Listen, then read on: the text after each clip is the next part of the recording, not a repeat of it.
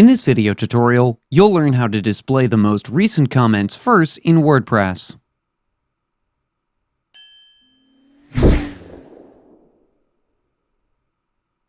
By default, WordPress displays older comments first.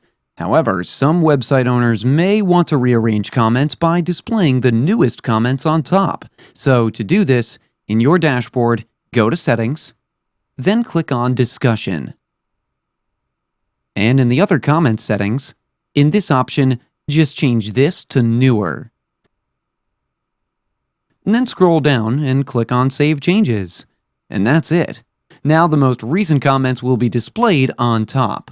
This is how you can display the most recent comments first in WordPress. That's it for today's video. If you have any questions or comments, please leave them in the comments section below. And if you like this video, please click on the like button. If you're new to our channel, hit the subscribe button and tap the bell icon so that you don't miss any of our future videos. Thanks for watching. We'll see you at the next one.